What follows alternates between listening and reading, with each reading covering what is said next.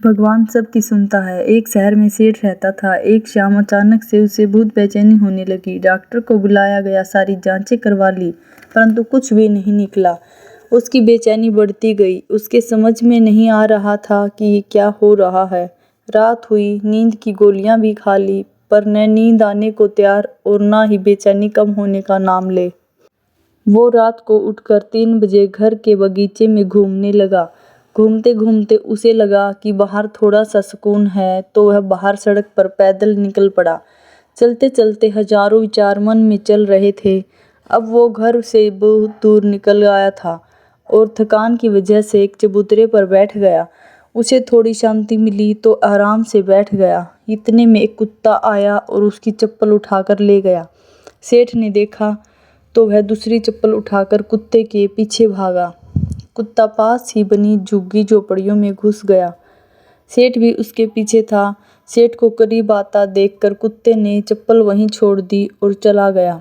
सेठ ने राहत की सांस ली और अपनी चप्पल पहनने लगा। इतने में उसे किसी के रोने की आवाज़ सुनाई दी। वह और करीब गया तो एक झोपड़ी में से आवाज़ आ रही थी। उसने झोपड़ी के फटे हुए बोरे में झांक कर देखा तो वहां एक औरत फटे हाल मैली सी चादर पर दीवार से सटक कर रो रही है और यह बोल रही है, हे भगवान मेरी मदद कर, और रोती जा रही है। सेठ के मन में आया कि यहाँ से चले जाओ, कहीं कोई गलत ना सोच ले। वो थोड़ा आगे बढ़ा तो उसके दिल में ख्याल आया कि आखिर वो औरत क्यों रो रही है, उसको तकलीफ क्या है, और उसने अपने दिल की सुनी और वहां जाकर दरवाज़ा खटखटाया। उस औरत ने दरवाज़ा खोला और सेठ को देखकर घबरा गई। सेठ ने हाथ जोड़कर कहा, तुम घबराओ मत, मुझे तो बस इतना जानना है कि तुम रो क्यों रही हो। औरत की आंखों से आंसू टपकने लगे और उसने पास ही गुदड़ी में लिपटी हुई 7-8 साल की बच्ची की ओर इशारा किया और रोते रोते कहने लगी कि मेरी बच्ची बहुत बीमार है और इसके इलाज में बहुत खर्चा आएगा। मैं तो घरों में जाकर झाड़ू पोछा करके जैसे तैसे हमारा पेट पालती हूँ, मैं कैसे इलाज कराऊँ इसका। सेठ ने कहा, तो किसी से मांग लो। इस पर औरत बोली, मैंने सबसे मांग कर देख लिया, खर्चा बहुत है, कोई भी देने को तैयार नहीं। सेठ ने कहा, तो ऐसे रात को रोने से मिल जाएगा क्या?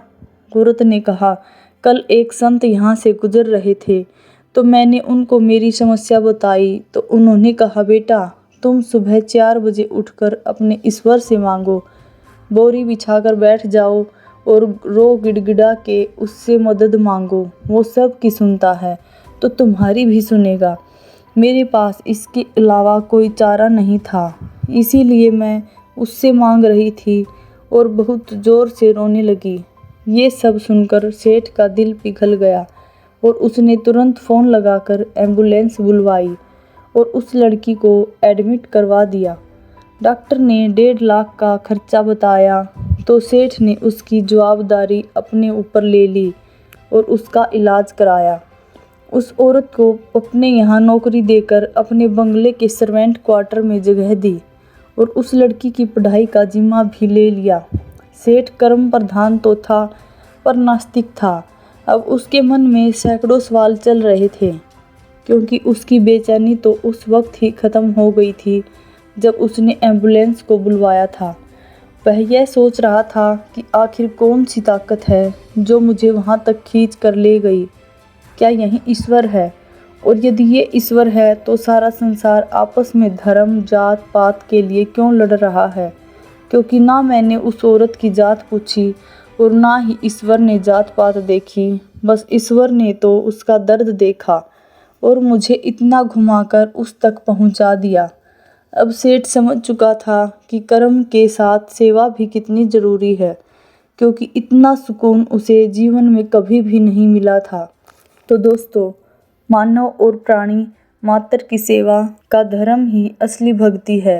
यही ईश्वर की कृपा पाना चाहते हो तो इंसानियत अपना लो और समय समय पर उन सब की मदद करो जो लाचार या बेबस हैं, क्योंकि ईश्वर इन्हीं के आसपास रहता है। वीडियो देखने के लिए धन्यवाद। Please channel subscribe. Radhe Radhe.